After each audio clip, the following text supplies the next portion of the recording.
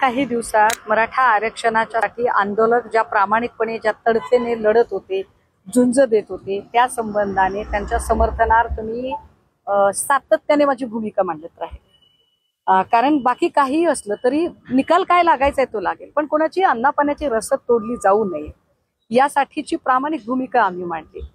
मला जेवढा थोडाफार कायदा कळतो त्याच्यानुसार एक गोष्ट स्पष्ट आहे, GR आणि कायदा याच्यात फरक आहे। आरक्षणाचा कायदा करणं अपेक्षित होतं, त्यांनी GR केलाय। बरं, GR ही केला, तो GR Satara gadget, Aundh gadget, Hyderabad यापैकी फक्त हैदराबाद गॅझेटचा केलाय। बरं, त्याच्यातलीही जर आपण त्या तारखा जर बघितल्या तर तारखांचा घोळ बघता त्याच्यातला फुलपणा स्पष्ट होईल। अहो, इथे कायद्याला लोक चॅलेंज करतात, GRला तर केव्हाही चॅलेंज केलं जाईल। आणि विशेष म्हणजे काल ही घोषणा झाल्यानंतर 1 तासाच्या आत सरकारमध्ये असणारे भाजप नेते आणि भाजपाचे मंत्री सन्मान्य चंद्रकांत पाटील यांनी स्टेटमेंट दिलं आणि सांगितलं की GR मिळाला म्हणजे आरक्षण मिळालं असं होत नाही, तुमच्या GR कधीही कोर्टात चॅलेंज केला जाऊ शकतो, फार भ्रमात राहू नका। हे माझं स्टेटमेंट नाही, हे चंद्रकांत पाटलांचं स्टेटमेंट आहे। योगेश केदार जे या आंदोलनामध्ये फार महत्वाची भूमिका अदा करत होते, त्या योगेश केदारांनी हे स्पष्ट केलं की हा GR आम्ही तपासून घ्यायला पाहिजे होता, आमची घाई झालेली आहे, आमची फसवणूक झालेली आहे। मला स्वतः व्यक्तिशः असं वाटतं की याच्यामध्ये निश्चितपणे फसवणूक झालेली आहे, पण ही गोष्ट आज कळणार नाही। ही गोष्ट आपल्याला 1.5-2 महिन्यांनी जेव्हा हा GR अंमलबजावणीच्या पातळीला येईल तेव्हा कळेल। विशेष सरकारने एका हाताने GR देऊ केलाय आणि दुसऱ्या हाताने हेच सरकार गुणरत्न सदावर्ते सारख्या लोकांना पुढे करून या GRला चॅलेंज करेल। म्हणजेच सरकारने सगळीकडून डाव आपल्या हातात ताब्यात घेतलेला आहे। आधी मराठ्यांना, आंदोलकांना मुंबईमध्ये येऊ दिलं, मुंबईत आल्यानंतर त्यांची कोंडी होईल असे सगळीकडनं प्रयत्न केले गेले। मग काही डुप्लिकेट आंदोलक गमछा टोपी घालून त्याच्यात घुसवले गेले, त्यांच्याकडून चुकीचे व्हिडिओ प्रसारित केले गेले। या आंदोलनाची बदनामी कशी होईल, या आंदोलनाची सहानुभूती कशी कमी होईल यासाठी सर्वतोपरी प्रयत्न केले गेले। त्यात कोर्टाने सांगितलं की 4 वाजायच्या आत मुंबई रिकामी करा, याने एक सायकोलॉजिकल प्रेशर नाही म्हटलं तरी क्रिएट होतं। आणि अशा सगळ्या परिस्थितीमध्ये एक उपसमिती येते आणि 15 मिनिटांमध्ये आंदोलन संपतं, हे अविश्वसनीय आहे। महत्वाचं, जर भाजपच्या सगळ्या नेत्यांचं म्हणणं असेल की जे कधीच घडलं नाही ते आता घडलेलं आहे, याचा अर्थ हे ऐतिहासिक घडलेलं आहे। जर ही घटना ऐतिहासिक असेल तर मग अशा ऐतिहासिक घटनेचे साक्षीदार होण्याचं फडणवीसांनी का टाळलं? एकट्या फडणवीसांनीच नाही तर देवेंद्र फडणवीस, अजित पवार, एकनाथ शिंदे हे 3ही लोक सरकारमधले या संपूर्ण प्रक्रियेपासून दूर का थांबले? त्यांनी राधाकृष्ण विखे पाटलांना बळीचा बकरा का बनवलं?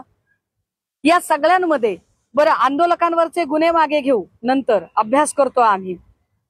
अनुकंपा तत्वावर मृतकांच्या कुटुंबातल्या एकाला शासकीय नोकरी, नंतर आम्ही औंध आणि सातारा गॅझेट, नंतर हे जे सगळं आहे हे सगळं एकूण या आंदोलकांच्या तोंडाला पानं पुसणारं आहे।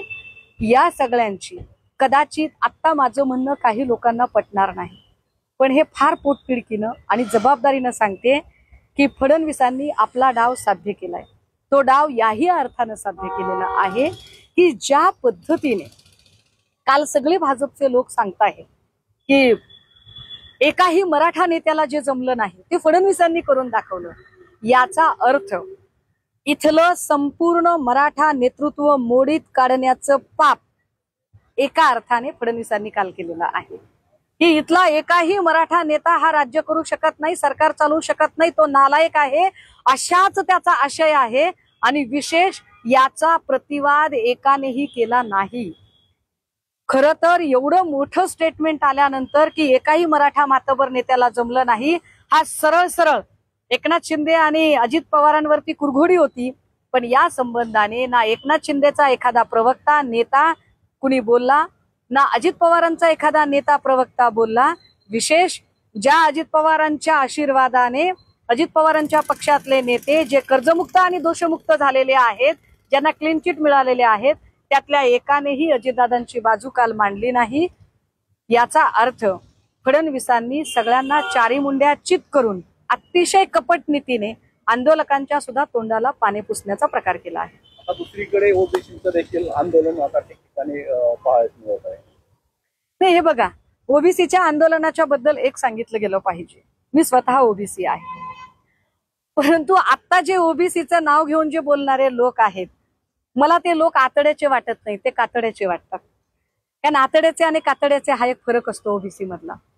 कारण जेव्हा जेव्हा सदावर्ते किंवा अजून कुणी भाजपच्या पेरोलवर काम करणारे जेव्हा म्हणतात की कैकाड्याचं काय होईल, घिसाड्याचं काय होईल, छप्परबंदाचं काय होईल, आम्ही त्यांच्यासाठी लढतोय, हे किती बदमाश आणि दुटप्पी लोक आहेत.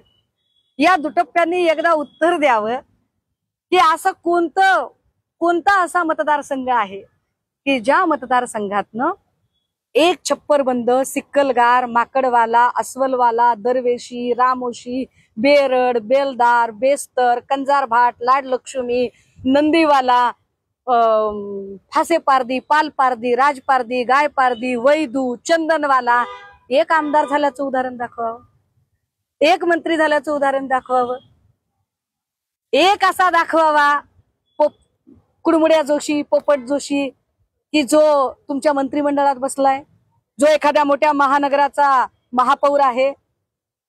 कशाला आमच्या नावाने विनाकारण तुम्ही तुमची पोळी भाजताय?